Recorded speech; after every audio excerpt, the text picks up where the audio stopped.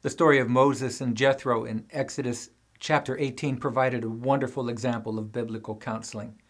In part 1 of this lecture, we considered 6 counseling techniques presented in the story. Here, we'll consider the 10 components of Christian counseling relationship. But know this, not all of your counseling relationships will have a happy ending. You need to be ready for that too. You'll be disappointed a lot. People recover on their own schedule, on their own time, not ours. People come to conclusions about what they believe on their own. Often their beliefs are going to be different from ours, and we can't control this. But we can control our response to it and trust God for their future. Don't get frustrated when people do not seem to make progress as you would hope or expect. They're not on your timetable. So remember, you can't fix them. You just can't. However, we can glean some very important truths about a theology of counseling from Scripture that will help us develop a godly approach to the work that He is calling each and every one of us to do. There are 10 components to write down and learn how to do them better. You will never reach the end of improving in these 10 things. And the first is to be present with the person where they are in their circumstance. Spend quality time with them. Work on developing a trusted relationship with them. Give them permission to open up to you and to know that they're safe talking with you. As you learn the practice of the ministry of presence, you will be amazed at what happens as you let God work while you get out of God's way. Next is to ask questions, lots of questions. And I'm not talking about the kind of questions that can be answered by a simple yes or no. I want you to learn how to master the art of asking questions, maybe in 7 words or less, simple, to the point, and thought-provoking. And learn to follow up with questions that will help the person go even deeper in their description of what it is they're experiencing or talking to you about. Try to get 3 or 4 questions in a row on the specific topic or the word or the feeling that the person presented to you in your conversation with them. You have to be curious about it to be successful at drawing them out. And then be quiet and wait for the person to talk it out fully. Be comfortable with periods of silence that may follow a good question. Let them think it through and then respond. And what kinds of questions do I mean? Well, how about things like, what does that word mean? Cursed, blessed, okay, whatever they used.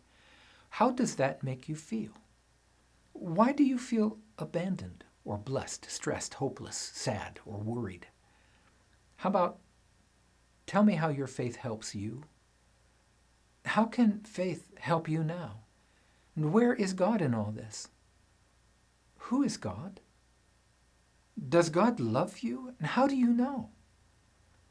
Make use of the handout, Seriously Curious Questions, which is provided in your material. Asking questions requires practice so that you get better. So practice it. And pay attention to how many times you ask a question that actually changes the subject instead of going deeper into the subject at hand. We do that more often than we think, probably because going deeper makes us uncomfortable. Go deeper. And when you do notice in an after-action reflection, when you notice a failure to have gone deeper with that person, then reflect on why that was so. What kept you from going there? What emotions were you experiencing? This is why self-awareness is crucial to making progress as a Christian counselor. Now, the third component is listen to understand. Do not listen to respond. We must all learn to listen to understand. So many of us are in the habit of wanting to tell people what we think that we cut them off in mid-sentence to do so without ever reaching empathy with that person. We respond before knowing what the person is feeling or why they're responding the way they do. Our mantra in counseling is listen, listen, love, love. God gave you 2 ears and 1 mouth for a reason, and this leads us to the 4th component. Bring the presence of God into your encounter. This can be done in a variety of ways. The most powerful expression of God's presence will be found in His love showing through you to the person that you are hearing out. Just love them and listen to them. Acknowledge God to them and invite them to ask God for help and trust Him for the result. Don't worry about what term they may use to describe God. They may not know what you know. They may not know Him as you do. So words like a higher power or the God of my understanding, these are perfectly fine until they encounter the risen Lord. And if you are a true Christian, then you have received His Spirit to dwell in you. So be sure to let His Spirit show through that knuckle-headed you, and God will take care of the rest. Component number 5 is to stay with them a while. Be ready to commit to a regular, recurring schedule of relationship that might last as long as a year of counseling. Of course, continue to be their friend even after that, but counseling can take a long time to see someone through. Spend the time necessary to do this.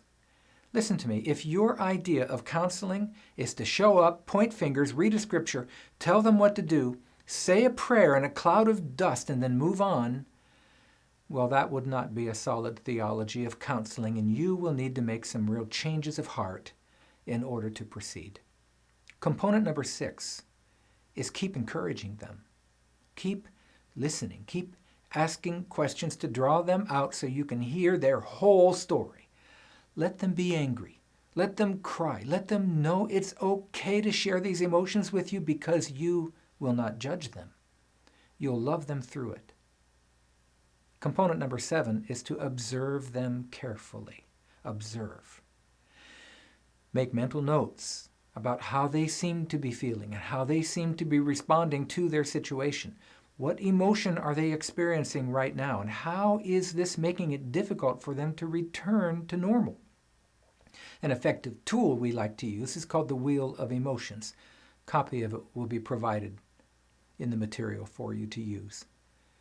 Now, if you learn to use it in your counseling, it will help you identify their emotions and encourage them to consider what may be causing that emotion.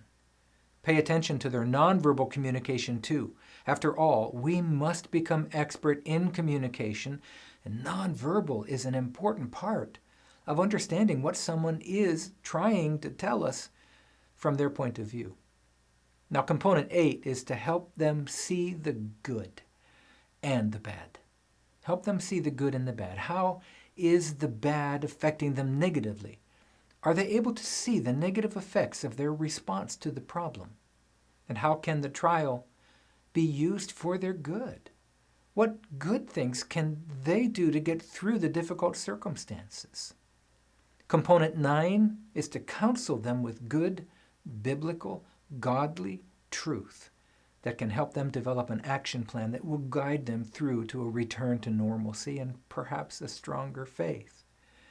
Now, that word counsel is from the Hebrew word that means to guide. When I was younger, I used to have a horse. After a lot of work and building trust, it was pretty easy to guide the horse to do whatever I wanted her to do. There was no need to force the action.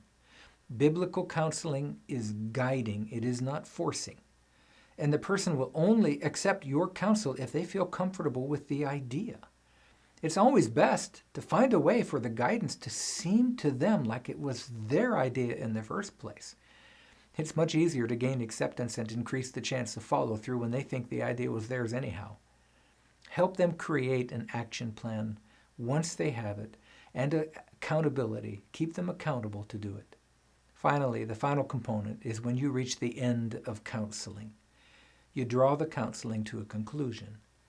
This doesn't mean necessarily an end to the friendship or to the relationship, but it does mean the formal relationship of counseling is drawing to a close now. Send them on their way with a heart of hope, an action plan to follow, and encourage them to help someone else do the same. You teach best what you most need to learn, so to speak. Well, that's good for this section. Take some time to reflect on what you have learned here, and we will continue a theology of counseling in the next lecture.